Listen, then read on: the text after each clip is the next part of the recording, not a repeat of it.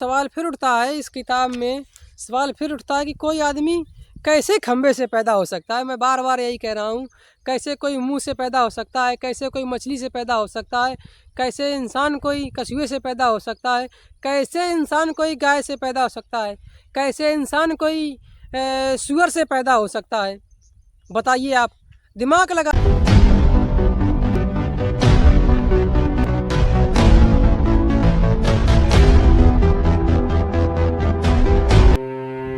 जय भीम साथियों, सभी क्रांतिकारी साथियों को सादर जय भीम, नमो बुद्धाय। तो साथियों, पहले एपिसोड में हमने बात की थी कि ब्रह्मा की उत्पत्ति कैसे, ब्रह्मा ने ब्राह्मणों को मुख से कैसे पैदा किया, और मछली से मत्स्य कैसे पैदा हुआ, कछुए से कच्छ कैसे पैदा हुआ, कैसे इन्होंने भारत में राज सत्ता हासिल की, इनके बारे में। और आज हम दूसरे एपिसोड में आपको बताएंगे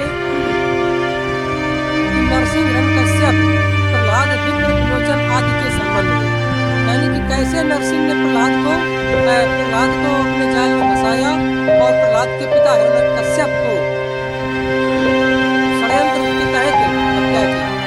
इस संबंध में बात करेंगे आज। तो साथियों, वीडियो में बने रहिए। ये कहानी यही है, ये सच्चाई है, बहुत ही सीख लेने वाली सच्चाई है, जिससे हमें गुलाम बनाया गया है। यहीं से हमारी गुलामी प्रथा की शुरुआत हुई थी साथियों। तो वीडियो में बने रहिए आप। मैं आपको लाइन बाय लाइन बिल्कुल क्लियर बताऊंगा, विद प्रूफ और उदाहरण के साथ मैं बताऊंगा कैसे नरसिंह ने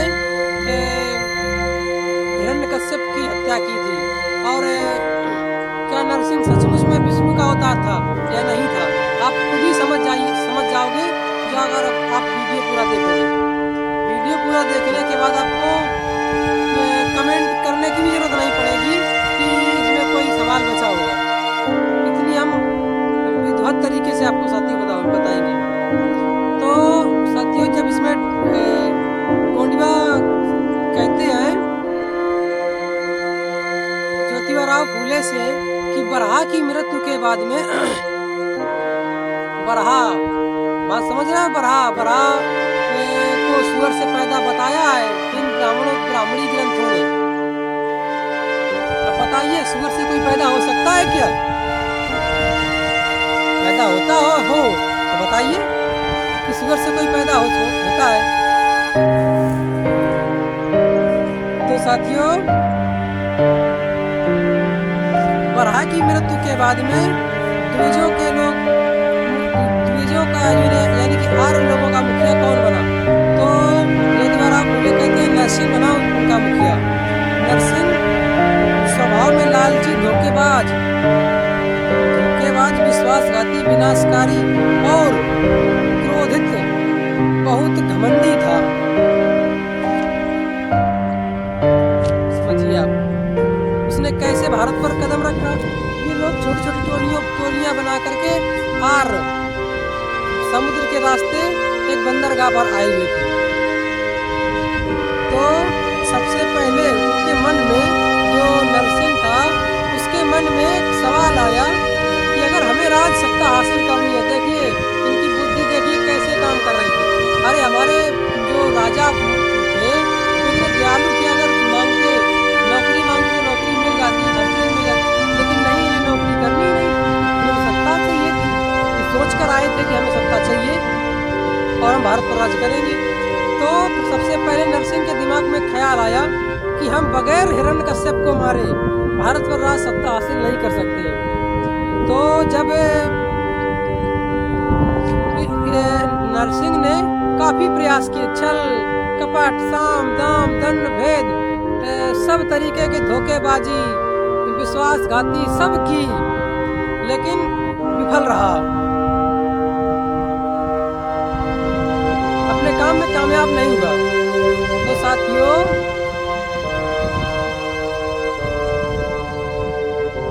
आगे बताते हैं ज्योतिबा फूले।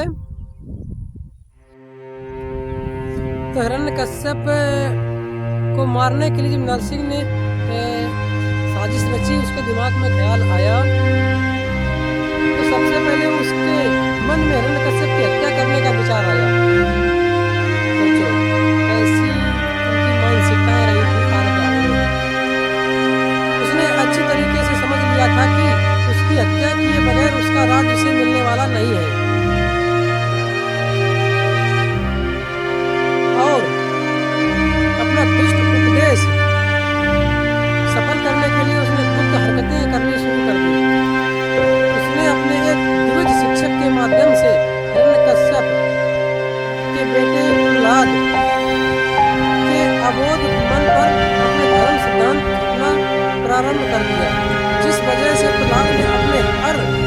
हर नाम के उन स्वामी की पूजा करना त्याग दिया।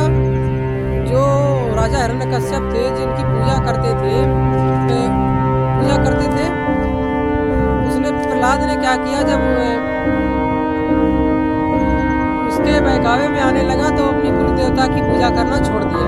इससे प्रहलाद के जो पिता थे हिरण्यकश्यप, उन्हें बहुत बुरा लगा। जब बुरा लगा तो उन्होंने काफ़ी समझाने की प्रयास भी की, लेकिन हिरण्यकश्यप के दिमाग पे तो ब्राह्मणी सत्ता कायम होने जा रही थी। ब्राह्मणी मनु व्यवस्था जो थी वही कायम होने जा रही थी।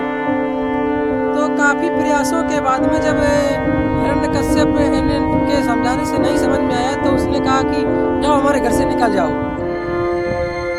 हम तुम्हें नहीं रख पाएंगे इसे। तो अब इनको मौका मिल गया। इन्होंने क्या किया, उसको फिर अपने साथ रखने लगे। साथ रखने के बाद में उसे काफ़ी तरीके की यातनाएं करवाई, काफ़ी तरीके से बहलाया फुसलाया, कहा कि तुम्हारे पिता देखो तुम कुछ नहीं, तुम तो राजा के बेटे हो, तुम इस गद्दी के उत्तराधिकारी हो, फिर भी तुम्हारी बात नहीं मानते हैं तुम्हारे पिताजी। जब बात नहीं मानते तुम्हें इस राजपाट में तुम्हें क्या करोगे रह करके। तो साथियों, इतना बहकाया कि हिरण्यकश्यप के बेटे प्रहलाद को ही अपने पिता की हत्या करने के लिए नरसिंह ने भेजा। लेकिन प्रहलाद की हिम्मत ही नहीं हुई अपने पिता की हत्या करने की।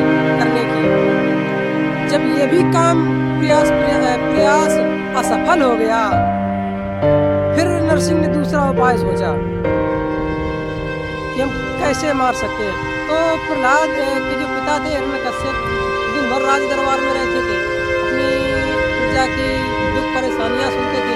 उनकी प्रजा में कोई भी व्यक्ति दुखी नहीं था और सभी लोगों की जिंदगी खुशहाल में चल रही थी उनकी प्रजा की।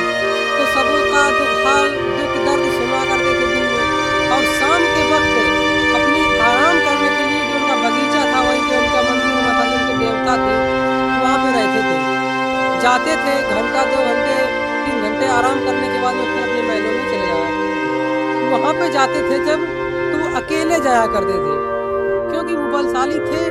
और फिर वो कहते थे कि जब हमने किसी का बुरा नहीं किया है तो हमारे साथ कौन बुरा करेगा,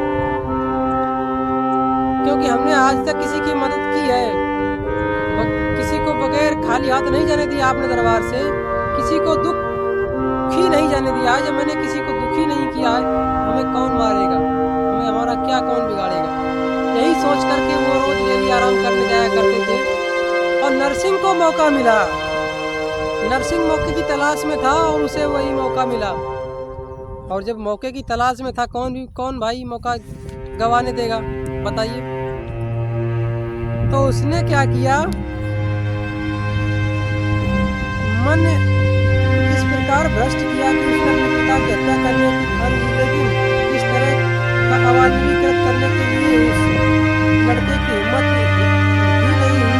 इसलिए नरसिंह ने मौका देखकर बनावटी स्वांग की तरह अपने, यानी कि जैसे हम लोग किसी का रूप धारण करते हैं, जागरणों में देखा होगा, जो ब्राह्मणी प्रथा के लोग होते हैं वो करवाते हैं जागरण, तो उनमें देखा होगा जो लोग होते लोग ही हैं, कभी गाय के रूप में आते हैं, कभी किसी के रूप में, कभी किसी के रूप में। हम लोग नाटकों में देखते हैं, टीवी में देखते हैं, कोई किसी का रोल कर रहा है, कोई किसी का रोल कर रहा है, तो ये सब चल। तो उसने क्या किया, एक स्वामी का रूप लिया और अपने बदन को रंगवाया। पहले अपने बदन को पूरा रंगवाया, मुंह में बड़े बड़े नकली दांत लगवाए और लंबे लंबे बालों की दाढ़ी मूछें लगवाई, और वह एक तरह से नकली भयंकर सिंह बन गया। देखिए, यानी कि सबसे खतरनाक जो शेर होता है, उसी का रूप उसने धारण किया, एक तरीके से बन गया। और जा करके हिरण्यकश्यप का जो मंदिर बना था, वहाँ पे बड़े बड़े, अब भाई राजा थे, राजा के महल मंदिर सब बड़े हुआ करते थे, तो जो मंदिर थे वहाँ पे बड़े बड़े खंभे बने हुए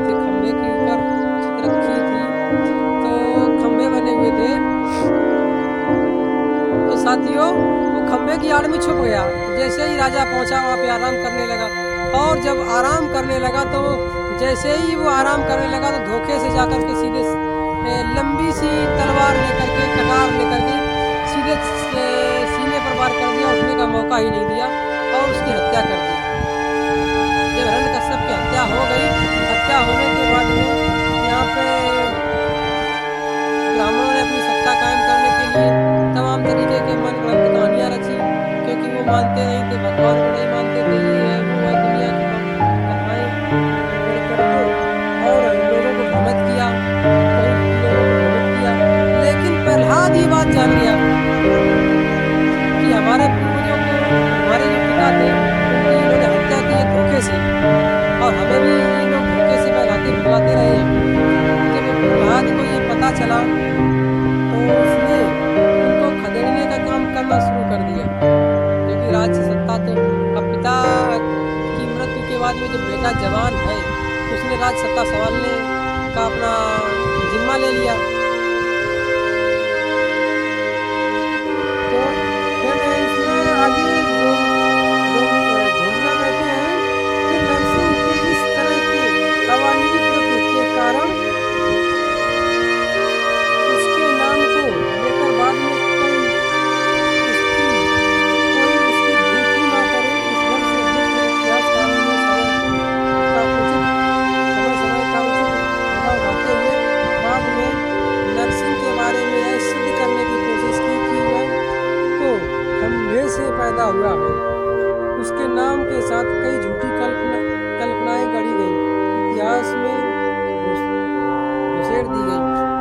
देखो यहाँ पे अब सवाल फिर उठता है, इस किताब में सवाल फिर उठता है कि कोई आदमी कैसे खंभे से पैदा हो सकता है। मैं बार बार यही कह रहा हूँ, कैसे कोई मुंह से पैदा हो सकता है, कैसे कोई मछली से पैदा हो सकता है, कैसे इंसान कोई कछुए से पैदा हो सकता है, कैसे इंसान कोई गाय से पैदा हो सकता है, कैसे इंसान कोई सुअर से पैदा हो सकता है। बताइए, आप दिमाग लगाइए। फिर अंधविश्वास में आप बेशक चले जाइए, ब्राह्मणी जो व्यवस्थाएं हैं, काल्पनिक ग्रंथ हैं, तो काल्पनिक ही कहेंगे, क्योंकि हमारे महापुरुषों ने भी काल्पनिक कहा, हम भी काल्पनिक कहेंगे। जो काल्पनिक ग्रंथ है हम कैसे मान लें? कैसे इंसान को सुअर पैदा कर सकता है, कैसे इंसान को गाय पैदा कर सकती है, कैसे इंसान को कोई कछुआ पैदा कर सकता है। जो अंडे देता है वो पानी में रहता है। इंसान अगर न तैरना जानता हो और पानी में कूद जाए तो वो मर जाएगा। कैसे कोई मछली से पैदा हो सकता है? अगर मछली को हम बाहर निकाल दें, इंसान तो जमीन पर रहता है, बाहर रहता है, अगर हम मछली को भी बाहर निकालें तो मछली मर जाएगी। और यही हाल इंसान का है। अगर इंसान तैरना नहीं जानता है तो अगर पानी में चला जाएगा तो वो डूब जाएगा, डूब कर मर जाएगा। कैसे पैदा हो सकता है? आप सोचो, दिमाग लगाओ, कैसे पैदा हो सकता है कोई? तो ज्योतिराव फूले कहते हाँ, इसमें भी कोई संदेह नहीं है, क्योंकि यदि वह खंभे से पैदा हुआ माना जाए तब उसकी गर्भ की नाल दूसरे किसी व्यक्ति ने काटी होगी और उसके मुंह में दूध का स्तन दिए बगैर वह कैसे जिया होगा। कितने तीखे सवाल ज्योतिराव फूले। 1800 ये जो किताब लिखी गई है करीब 1872, 73, 74 के दशक में लिखी गई है। उस समय कितनी ब्राह्मणी सत्ता कायम थी वो तो आप लोग सोच सकते हो। तो साथियों, कितने तीखे सवाल साथियों कर रहे हैं इनके काल्पनिक ग्रंथों पर, इनके बनाए हुए मनगढ़ंत कहानियों पर। कैसे कोई आदमी खंभे से पैदा हो सकता है? अगर मान लिया जाए कि वो खंभे से पैदा हुआ है तो जो उसकी गर्भ की नाल होती है वो किसने काटी? दूसरे कोई व्यक्ति ने काटी होगी। बगैर स्तन का दूध पियाए बगैर कैसे वो जीवित रहा होगा? और इतनी जल्दी बड़ा होकर के भी खंभे से तुरंत पैदा हुआ और तुरंत उसने हिरण्यकश्यप की हत्या कर दी। कैसे वो इतनी जल्दी बड़ा हो गया? अब तो बच्चे को 18 से 19 साल लगते हैं जवान होने में। 2 साल 3 साल लग जाते हैं उसको सीधे चलने में। कोई बच्चा चल भी नहीं पाता है सीधे से, और कैसे वो जल्दी बड़ा हो गया और तैयार हो गया। कितनी काल्पनिक कथाएं बताएं हम आपको। खैर, हम अपने वीडियो में पाखंडवाद के खिलाफ अगर लड़ रहे हैं तो हमारे वीडियो में आपको पाखंडवाद के खिलाफ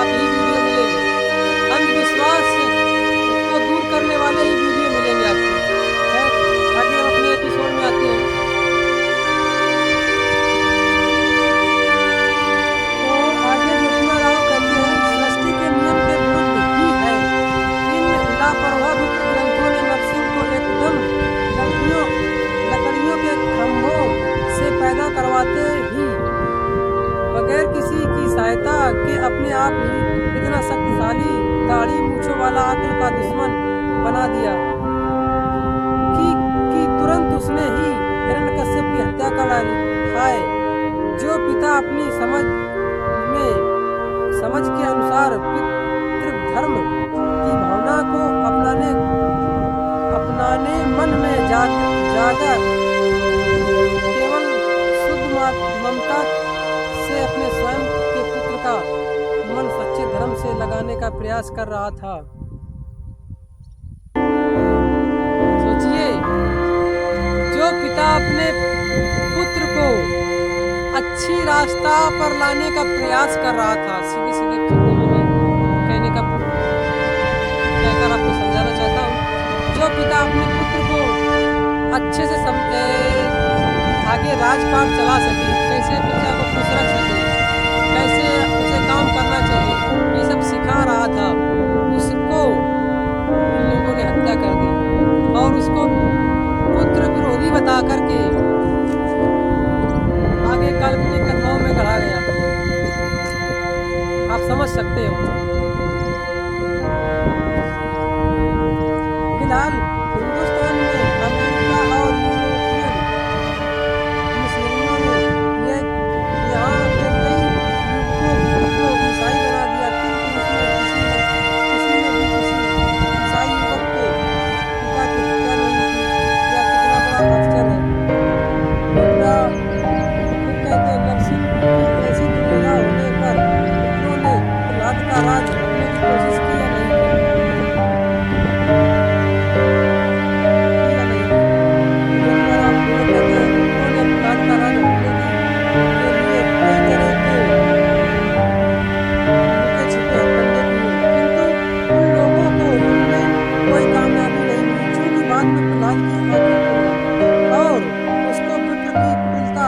स्पष्ट दिखाई देने लगी। तब से प्रहलाद ने ऊपरी दिखावे का स्नेह रखकर अपने राज्य की उचित व्यवस्था योग्य प्रतिबंध करके मर गया। उसके मरने के बाद उसके बेटे विमोचन ने अपने राज्य को संभालते हुए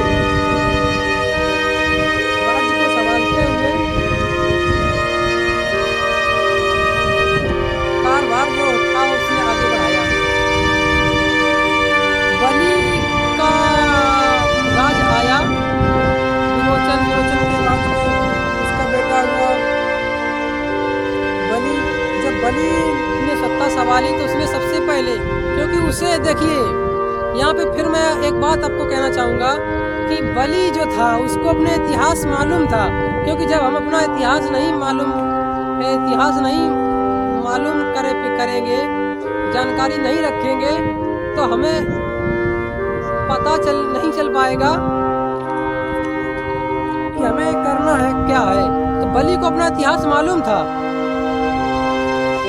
कि हमारे पूर्वजों को कैसे इन ब्राह्मणों ने, इन आर्य लोगों ने कैसे हमारे पूर्वजों की हत्या की है, छल कपट करके कैसे हमारे पूर्वजों में परिवारों में विघटन डाली है, फूटे डाली है।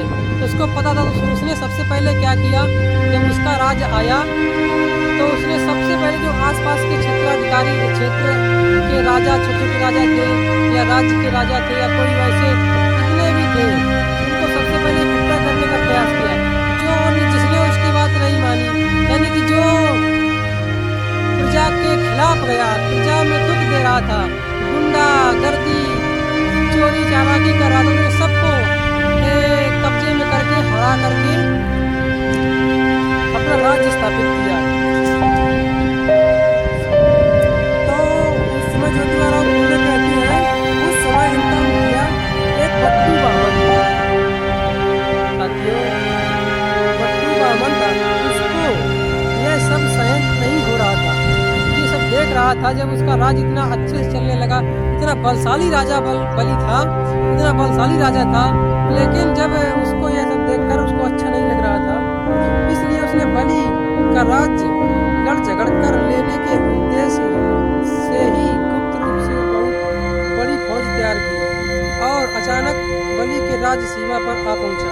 बामन बहुत ही लोभी और अड़ियल दिमाग वाला था। समझ लीजिए,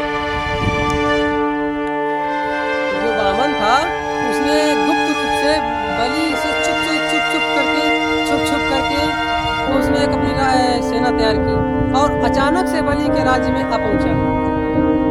तो साथियों, यहाँ से हम एपिसोड थोड़ा बड़ा हो रहा है, तो आज के एपिसोड में साथियों इतना ही। अगले एपिसोड में हम जल्द मिलेंगे आपके साथ में। तो अगले एपिसोड में हम बताएंगे आपको बलि राजा, ज्योतिबा, मराठे, खंडोबा, महासुबा, नौ खंडों की न्याय और भैरवा, सत्ता, सात आश्रित, डेरा डालना, रविवार को पवित्र मानना, पावन श्राद्ध करना, विध्वंस वाली खटका रखना, बलि राजा की मृत्यु, सती होना, अपराधी होना, अब लिंगगढ़ भगत का बलि राजा बामन बनना, दूसरे बलि राजा के आने की कामना, बाड़ासुर, पुराजी, पुजारी बामन की मृत्यु, उपाधियों, होली, वीर पुरुषों की भक्ति, बलि और बलिया द्यूज आदि के बारे में हम अगले एपिसोड में बात करेंगे। तो साथियों, वीडियो पर बने रहिए। मिलते हैं अगले वीडियो में। तब तक के लिए सभी क्रांतिकारी साथियों को हमारा सादर जय भीम।